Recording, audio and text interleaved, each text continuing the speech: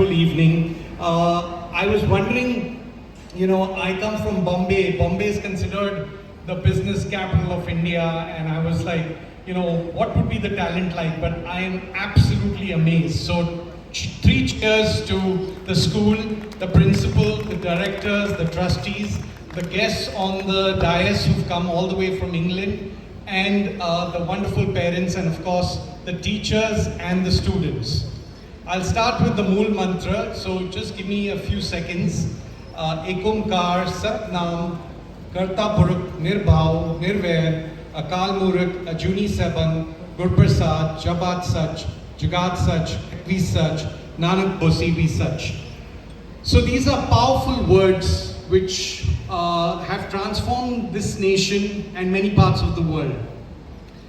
I'm going to take a line out of what was said, the theme of this event, which was Yadon ke Jharoke. So I said, okay, let me think about my life and hopefully take some inspiration for our students of the future. They are the leaders of the future. So I started my career in Mumbai as a door-to-door salesperson. I used to go door-to-door knocking, sales. And when you knock on the doors, what happens? The door slams on your face, right? Bang. Nahi chahiye. I was working for Hong Kong and Shanghai Bank. So I used to bang on the doors and, good morning ma'am, I'm from HSBC Thar. Good morning ma'am, I'm from HSBC Thar. I used to get all these slams of door.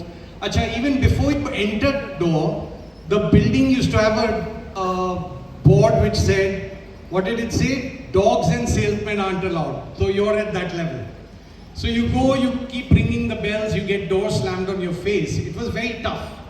I used to go to the terrace and I said, if I don't sell, I'll get fired. I will lose my job, right? So I used to cry and wonder. Then I came up with an idea. I'm going to share this idea with you. Please don't tell it to any Bombay people. So I used to see the door, and the moment the door would open, I'd say, good morning ma'am, I'm from HSBC. I knew the door is going to come and hit me. So what did I do? Good morning ma'am, I'm from HSBC. Now I know the door is going to hit me at any point. So I would go like this, thud.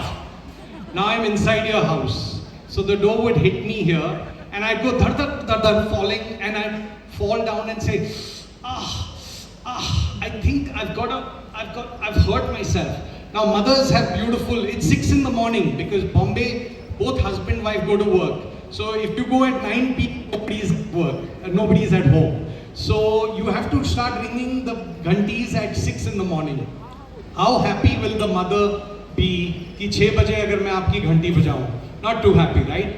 So she would open the door, and here I'm like fallen and I'm saying, I've hurt myself. So she's now dard diya to dawa to deni hai. So she would come with a pain. I'd say, can I have a painkiller, and then I'll go. So I'd walk in. She'd go. She was feeling guilty. She'd go get a glass of water. I put the painkiller in my head, and just before taking, ma'am, I forgot my breakfast today. Now every mother knows. Sab माओं को पता है कि खाली पेट पे painkiller नहीं खाते. So she would go one step and say, I say, ma'am, मुझे बस एक चाय चाहिए. थोड़ा line हो जाएगा, मैं painkiller खा के निकल जाऊँगा. Now, I'm not asking for a double cheese omelette with French fries and toast, right? I'm just asking for a chai. So 5-7 minute चाय पीने में लगती थी, बनाने में लगती थी, 5-7 मिनट पीने में लगती थी. Third, sale done. 15 मिनट मिल रहे बोनस. मुझे 2 सेकंड मिलते थे, अभी मुझे मिल रहे as much as 15 minutes. So I would do sale. Then it was Ghanti fall painkiller chai sale, Ghanti fall painkiller chai sale, Ghanti fall painkiller chai sale. One shot, sometimes 5 painkillers. Now why am I telling you this story? In life, there will be doors slammed on our face. It could be the door of a dream university. It could be a IIT opportunity. It could be the dream of getting your dream job or whatever door, right? Doors will slam on your face. Now the important thing in life is to either find a way through the door, or there's always another door. There's always another opportunity, right? We take it so tough on ourselves. अगर मेरा बच्चा medical में नहीं गया या IIT में नहीं गया, it's not the end of the world. It's not the end of the world. So you as parents need to be, try your best. Work as hard as they can to get in. But if not, there's always another door. There's always another option which the Lord above has stated for all of us. So first lesson, there's always another door. Second lesson, how many of us students and parents take risks? We want to go for the normal route, the safe option. I tell my students, if you don't take risks, what will happen if you take risks? What happens? You fail, right? You take risks, you fail. I say, if you do not fail, I say I love taking risks. By the way, I am a risk taker, and therefore I have, at the age of 35 years, was leading a multi-billion-dollar business in 136 countries around the world, right? And I was just 32 years of age. It's because I've taken a million risks in my life. I failed a million times. That's why I managed to get that pinnacle of success. And I thought, at 32, this can't get better, right? At 32 years, you're a CEO of a multinational sitting in New York. It got better, right? At 33 years, I was on the board of a $40 billion corporation. At 35 years, I was the youngest chairman and managing director of Thomson Reuters. So why am I telling you the story? It's all because of the risks I've taken. So for me, risk taking is I risk, I fail, I learn, right? So if you don't take any risks in your life, you have no failures, but you have no learning. If you have no learning, you can't accelerate in this crazy world which is so uncertain, and with our friendly Trump, it keeps getting more and more uncertain, right? So if you're not willing to take risks, how are you going to be able to navigate this entire world? So please encourage your students to take risks, to fail. It's okay. If I take a risk, I fail, I learn. Plus, if I take a risk and it wins, it's a win. So it's a win-win story. Taking risk is a win-win story, right? And that's how I've crafted my life. So please encourage your students, don't take the safe path. The safe path is going to get you to an average life. If you want an outstanding career for your child, take more risk. Let them follow passions. Let them do things which are unconventional. The third lesson is smashing deadlines. So I used to be based in London. We had a bunch of colleagues. There were some 4 Brits, 2 Americans, 1 German, 1 Japanese, 1 Chinese, 1 Australian, and 1 Brazilian, and 1 me Indian. We used to sit down every day, every quarter, and look at the strategic plan of the company. And we said we want to set up a massive technology unit in Germany. So my good friend Heiko Cassens from Germany, he said, I'll do that. I have an acquisition target of 25 million euros. So everybody agreed, yeah, this is a good idea. My boss said, no, wait a minute. You need to do what's called due diligence. What's due diligence? You've got to look at the company, you have to understand the assets you're acquiring. You know, when you have 1 car, you acquire 1 more car, you get 2 cars. But if you have 1 company and you want to acquire another company, the value of the 2 should be not 2, 1 plus 1, but it should be 3 or 4. That's what due diligence is, so that you look at the assets of the company to acquire and see what you can add to yourself. So, who's going to do the due diligence was the question. My good friend Heiko from Germany puts up his hand and said, I'll do the due diligence. Heiko, how much time will... He said, 2 months. 2 months? Okay. So everybody's like, yeah, it takes 2 months. What happened? Next, my good friend Michael McCorkle from New York puts up his hand, I'll do the due diligence. How long will you take, Mikey? 1 month.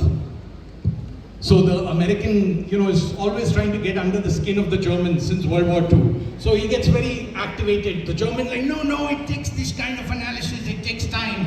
And the Americans like, no, fast. So both are arguing with each other. I put up my hand. I said, I will do the due diligence. How long will you take, Mark? He used to call me. My name is Tarun, but I was called Taran in London. And then I moved to New York, I was called Tarun. And then I moved to Hong Kong, I can't tell you what they called me. The Chinese messed up my name. So Taran, what do you say? I said, Mark, I'd like to do the due diligence. How long will you take, Taran? I said, 2 weeks. So the German and the American were fighting with each other over 2 months and 1 month. I'm saying 2 weeks. So they pounced onto me. You don't know anything, Taran. Taryn, you're going to mess up this deal. You've got no experience in European markets. I was like, okay, I won't do it. And then guess what? Mark Robson, my boss, says, no, let Taryn do it. What happened? That evening I flew to Frankfurt, and guess what was the thought that came to my mind? I have never done due diligence in my life. So I took a massive risk. I could get fired. So what, with the back against the wall, I worked for 14 days non-stop, 16-hour days non-stop. On the 14th day, I gave the report to my boss, the due diligence report. He found a big error. I said, I'm going to get fired. But he went on to complete the report, and at the end of the day, he said, okay, but we've got enough for us to take it to the final stage of financial closure, non-disclosure agreements, and so on. I forgot about this. 6 months later, I get a call from my boss. My boss used to be sitting in New York. I was living in London. My boss said, come over, Taryn. No, he said, let's go out for dinner tonight. I said, sure. I thought he must have come to London, and we normally sit in his favorite Chelsea restaurant. But this time he was like, no, his secretary said, you need to come to New York. So that very day I fly to New York. I run from Canary Wharf and go to Heathrow Airport, get a suit. I don't know what's the occasion. Business class to John F. Kennedy Airport, shower, get to the dinner. At the dinner, my boss comes with a big bouquet and he says, congratulations, Taryn, you're the new global CEO of the treasury business. I was like, wow, laddu phut rahe the. I was like, why me? Why me? You know what is the first thought that came to my mind? Ab hum Goro pe raj karenge. Itne saal unhone hamare upar raj kiya. But I couldn't tell him he's a Gora. How do I tell him that? So I was like, okay, please tell me why me? Because all my colleagues, remember the Americans, the Germans, the French, they were all from Ivy League schools, Harvard, Wharton, Stanford, MIT, you name it, Oxford, Cambridge. I was not from there. I'm from an Indian, good college in India, but nobody's heard of it in London. So why me? And they were 10 to 15 years older than me in terms of experience. I didn't have experience, I didn't have branded of some university in the world. Why me? They said, you know how to smash the deadline. I said, what do you mean? He said, if you didn't put up your hand that day for a due diligence, we would have lost this 25 million euro company. That's the power of smashing deadlines, and that's what I'm looking for a global CEO. So I would request you, students, to remember that deadlines set by your teachers, whether you're today in school or tomorrow you're going to university, a deadline means dead. If you cross the line, you're dead. But we don't take it that easy. Why we say deadline hai to kya hoga? We'll give an excuse. Please honor the commitments. If you want to be a true professional in the corporate world or in any world, in the science field, in the technology field, in the medical field, timing is very, very important. So please learn to break those, smash those deadlines. Finally, how many of you guys would want, the students would want a BMW? Can I have raised some hands? I know the lights are on me. Anybody interested in BMWs in the city of Jalandhar? One or two. Okay, if not BMWs, maybe Ferraris, maybe Lamborghinis, maybe Jaguars, maybe Land Rovers. I'm sure some of the cars you might be dreaming of, right? Hopefully. So if you want a BMW, and I tell this to my students, don't be a BMW. What does that mean? You want a BMW, don't be a BMW. Don't ever get into bitching, moaning, wailing. BMW, bitching, moaning, wailing. You can see many times in offices, in class, in colleges, there's always someone saying, ye theek nahi hai, wo theek nahi hai, institute theek nahi hai, university theek nahi hai, vice chancellor is not right, teacher is not right. Please stop this. This is negativity. Anybody who keeps bitching, moaning, wailing on the sidelines, they're like crabs. Stay away from them. If you want to rise like eagles, right, then you have to get bitching, moaning, wailing out of your system. And then I can promise you, you will get all those dream cars or anything you want in your life if you keep that positivity into you. So with these few words, I wanted to compliment the school for the wonderful evening that they've produced for us. And I was very touched by the line which ma'am said to me that this is your school prayer. Can someone start with the first line? तू मेरा पिता तू मेरा पिता, तू मेरी माता, तू मेरा बंधक, तू मेरा भ्राता, तू मेरा राखा, सबनी थाई, तापों के अखाड़ा जियो, तुमरी कृपा तो तुद पछाना, तू मेरी ओट, तू है मेरा माना, तुद बिन दूजा अवर न कोई, सब तेरा खेल अखाड़ा जियो, जी जन सब तुद उपाय, जित पाना तित लाए, सब कुछ कीता तेरा होए, नाई की सारा जियो, नाम तिहाए मां सुख पाए, हर गुण गाए मेरा मन सतलाए, गुड़ पूरे बदी वदाई, नाना जित था बिगाड़ा जियो. It was an absolute, मेरे रोंगटे खड़े हो गए when I was hearing that, because this is my favorite Shabad from Gurbani. I think I've over time, but I'm going to just take one more minute of your time to just remind you what a wonderful institution that Swamiji has created and nurtured over the years. It's fabulous to be here. I am absolutely awe-inspired by the talent here. Now I'm going to spend a minute on AI. I know there's a lot of talk about AI. And I was expecting maybe someone wants to hear what is AI and what. You know about it. I'm not going to tell you.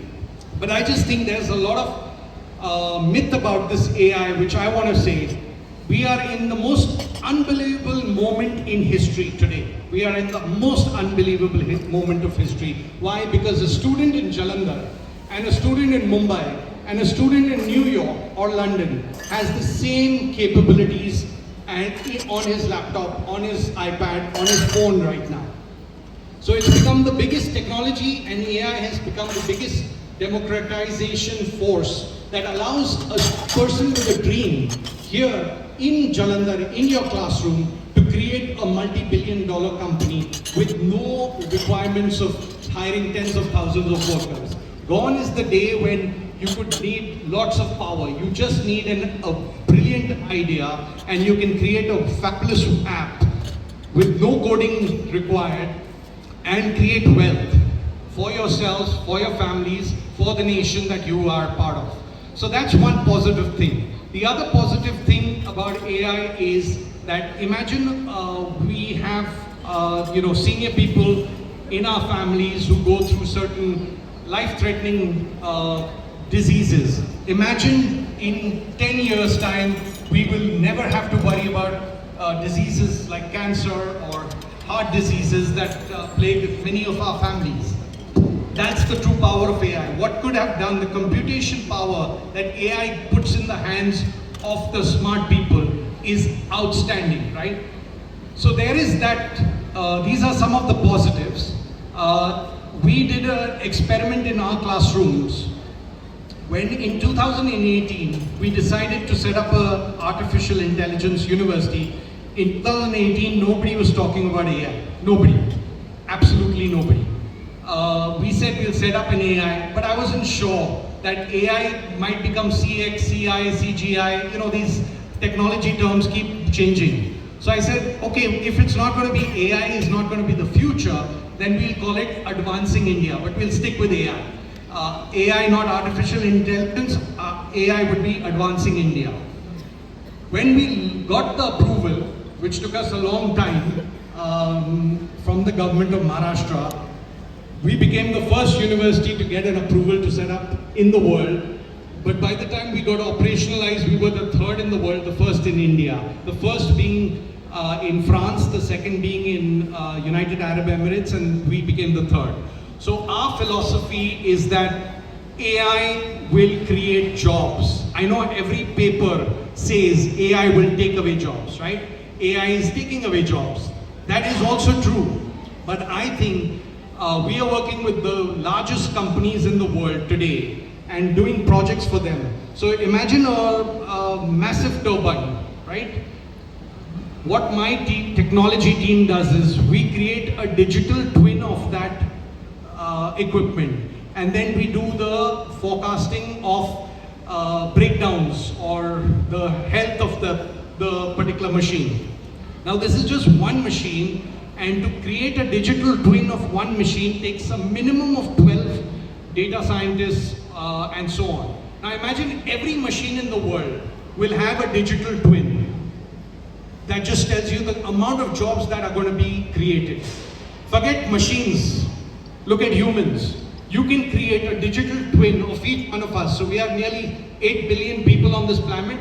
Imagine 8 billion digital twins of our bodies, where science will be able to test everything to be able to decide whether you need to be, repaired in any way. I'm talking not like a medical doctor, because I'm not.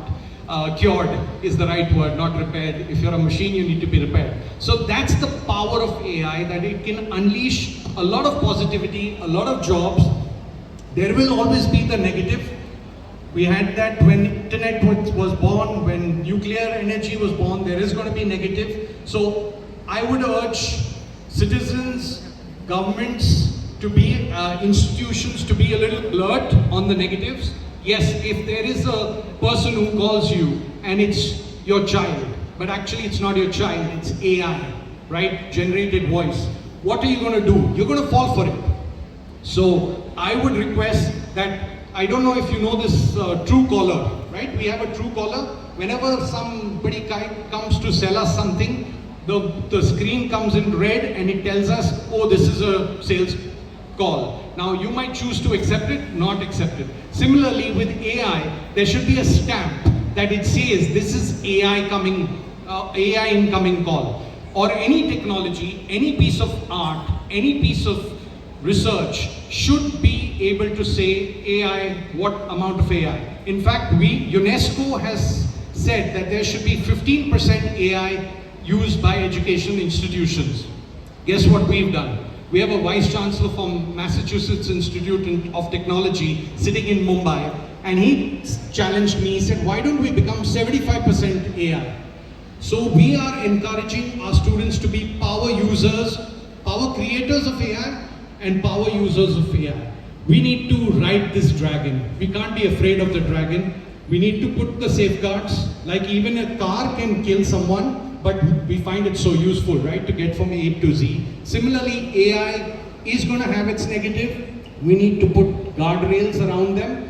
Some of the governments have done it, some governments are slow, but I think that will all happen in time. I don't see how we can operate without that. So once we have the controls, then we should unleash this power of AI. And AI, there is a talk that AI will take your jobs. I say, yes, AI will take your jobs to the next level, if you know it. If you don't know it, your job is gone for sure. So we at our university have ensured that every child, whether he's learning psychology, design, of course technology, but management, music, how can AI enhance the productivity of the student? So we have engineered that into all our programs, and that's what I think is the future. So I'm going to stop with that. I'm sure there are many questions. I'm here for a few minutes after this show. I congratulate all the winners, congratulate all the students, congratulate most importantly the parents who've supported them and been for them. I congratulate the teachers who've been the inspiration. I agree with that statement, the teachers will never be replaced by AI. We have a heart, and that's going to be impossible to replicate. It's taken us millions of years of evolution to get the heart and the mind that we've created. It's not going to happen with lots of AI farms. So rest assured, let's use this to the best effort. Again, congratulations to this wonderful school. I'm so delighted to be here and wish you all the best for 2026. Thank you.